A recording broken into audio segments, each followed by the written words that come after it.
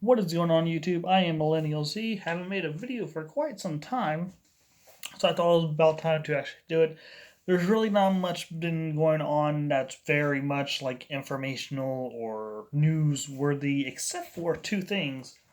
What I get up out of my chair and my cat literally follows me every single time.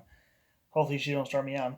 Anyways, so basically CDPR, CD Projekt Red has actually been getting death threats because they have actually delayed their game Cyberpunk 2077 until December 10th. Usually it was supposed to come out April 16th, then it was supposed to be September 17th, then November 19th, I believe. Now it's December 10th. And then they said, oh, don't worry, it's going to be coming out in December of 2020. Bullshit, it's going to come out in 2077. We all know it.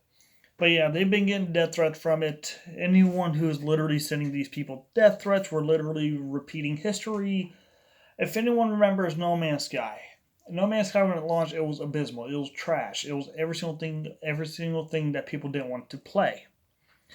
And then before that, though, of course, Sean Murray kept on saying that it was delayed for a little bit, or whatever, and receiving death threats over it. And he literally came out and stated, well, if you kill me, you're not going to get the game. It's just like that. So everyone calmed down and got it. Everyone called it trash, went on, and a couple of years later, it became good. Not saying that's going to have happen to Cyberpunk. We already know it's going to be good. But yeah, if you are literally sending death threats to game developers because they keep on delaying the game, stop it. There's plenty of other games to play out here to wet your whistle until this shit comes out. I mean, what, we got Call of Duty coming out. We got, Assassin's Creed Valhalla. We got Watch Dogs Legion that just came out. I mean, there's so many games coming out now that basically, yeah, it'll wet your whistle for a little bit. The next game that I'm looking forward to, probably have to rent it, is Call of Duty Black Ops Cold War. And the only reason why that is because zombies. I want to test out that game before I buy it. I'm not just going to buy a $60 game. Screw that shit. But anyways, so what I just wanted to tell you guys about that. But what I really wanted to talk about is the PlayStation 5. There's a lot of people in the Xbox Series X. There's a lot of people, reviewers that has been getting their consoles now. Well, review consoles, and so far the Young Layman Gaming, I think that they're called, Review Tech USA. I don't think that he actually got the consoles, but he pretty much has tried them out, I think. But there's multiple other people that I can't say off the top of my head, but there's a lot of people out there that has been actually even iJustine. They have literally been getting their PlayStation 5s, Xbox Series X's, checking out the games and all like that. Now, there is something about the Xbox Series X, is that, of course, that's going to be basically a backwards compatible type of console. If you are one of those people who doesn't want to give up your gaming library, who would, of the PS4 or even Xbox Series X, you shouldn't have to, really. That's the reason why PS5 is going to be compatible with over 1,000 games, I believe, at launch. I believe so. Well, the Xbox Series X is going to be compatible with every single game that is backwards compatible no matter what through the Xbox, the original OG Xbox, Xbox 360, Xbox One. And of course, it's not backwards compatible, but their own games, which is pretty damn good. Now, I don't know if it's going to be like different, separate packaging because PS5, of course, they have the PS4 logo on top, and then they have PS5 logo on top for their different games. But for Xbox, they have Xbox One. They used to have like Xbox One and 360. Now it's Xbox One Series X. So I don't know if whenever they have an exclusive, are they just going to put the Series X on top of it and then do the optimized thing and like that? They shouldn't have to do the optimized thing. They should just put like XSX basically, or something like that, or SX for like optimized for, instead of a big ass fucking sticker that goes onto the cover. But for the haptic feedback of the PlayStation 5 DualSense controller, I've been watching Layman Gaming, and then they even let you hear it through the camera like that, of course, because I'm too damn poor to actually afford one right now. Hopefully around my birthday next year, around April, hopefully, I'll be able to get me a PS5. But when it comes down to it, they actually showed off some of the Astrobot playroom that they actually showed off, and so far that game, it looks good, but the DualSense is where it shines, basically. They said if you're running through sand, if you're running through water, if you're just walking, running, jumping, everything, it feels like you're actually doing whatever it is that you're doing on screen, which is really good. So the faster you're running, the faster rumble motors, of course.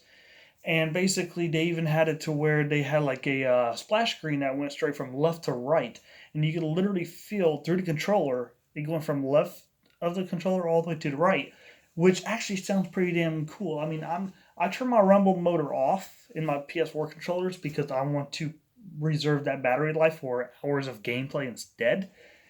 But if they can actually do good battery life with that, I'll be up for it, of course, because I'm wanting the full effect of the PlayStation 5.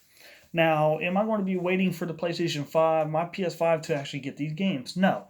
I'm going to be the games that basically, how should I say this? The games that is going to be free upgrade. Watch Dogs Legion. I really do want to get that game. Watch Dogs Legion. They got, of course, Cyberpunk 2077. Those are two games that are going to be free upgrades to the next gen. So if I buy the disc, which I am going to be buying the disc itself, but if I buy the disc and I get the next gen console PS5, I can just slide it in there, download the digital version of the game, and there you go, which is great, free upgrade.